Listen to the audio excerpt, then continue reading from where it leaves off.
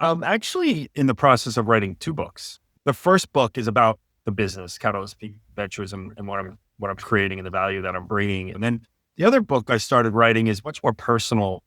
And the working title right now is Plan B is You. And it really came from the experience of going through the executive interview process again since I left Adobe, like looking for a full-time operator role and what that experience is like. And, not only that experience in looking for a high profile opportunity in the economy that we have right now, but also, some of the other things that might be in play now, like, oh my God, he's done this for 30 years. He's expensive. Oh, and dare I say he might be old, right? Too old. So that's been something that has been really eye-opening and enlightening to me. And I just had this calling to say, you know what, I need to share this with other people. Like, I don't want people to get caught off guard. I want people to know that this might be coming down the road for them.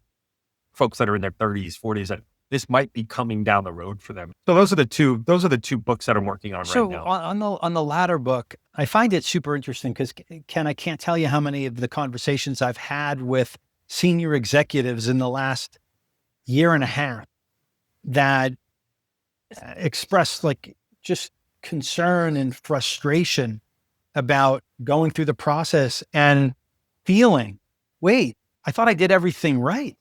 Now am I worth all this money? They start to question themselves. Am I too old to contribute meaningfully? And by the Yeah. way, like they are worth the money and they're not too old, but for some reason they feel that way. And Yeah. and again, not everybody, but I've had a lot of these conversations.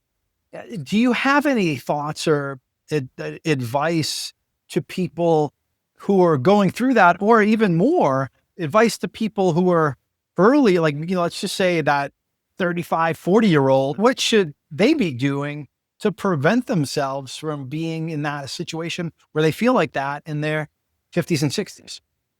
That's a tough question, I know, but I think that's part of what you're writing about. Yeah, it is part of what I'm writing about. And I think it's an important question that we all ask ourselves, right? We were just having a conversation about being proactive, right? Being proactive with our business. But I think what a lot of us fail to do, I think this is a pretty safe assumption, is we also don't take enough time to be proactive about our career and what we want to do with our life down the line, right? For what I see, most people are cranking, at least if you're an executive or you're a salesperson, you're cranking in your 40s, right? But there's other things happening in your 40s, right? You've got kids, you've got a family, you've got so much going on. You're so busy, right? I mean, it's around the clock, and you're knocking the cover off the ball at work and everything's going great. And you just get into this, once in a while you'd be in the shower and be like, I should probably think about what might happen if I lose this job or if, I move on. But then you get out of the shower and the distractions happen again, right? So at one point you wake up and you're in your 50s or your 60s and it's going to happen. It's going to happen. You're no longer seen as a high value asset anymore. You're seen as expensive.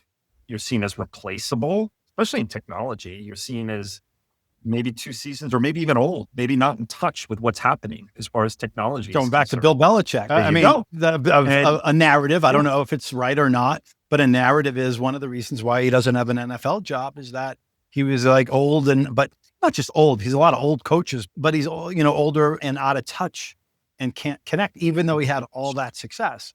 And I think there's a lot of people that you're pointing out, like that are in a senior go-to-market leadership roles who have had similar success in their own world that aren't viewed as being able to connect the dots with, with the new technology and the new generation.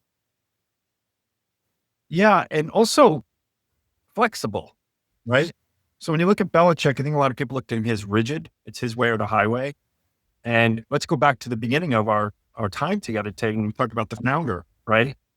These founders don't necessarily want somebody to come in and implement their way of doing things. They want somebody that's going to come in and be flexible, right? And most of us are flexible, but what happens is it's caught up in the branding. It's like, oh my God, this guy's been doing this for 30 years. He did this, that, and the other thing. He's probably got one way of doing this, right? I don't want that. Joe is a great salesperson on my team. He's knocked the cover off the ball for the last 2 years. I'm going to make him my sales, right? And I'm going to pay him 40%, 30% of what I'm going to pay Ken, right? You one day you just wake up and you wake up without a role, and you've built your identity and your lifestyle around this role and this identity.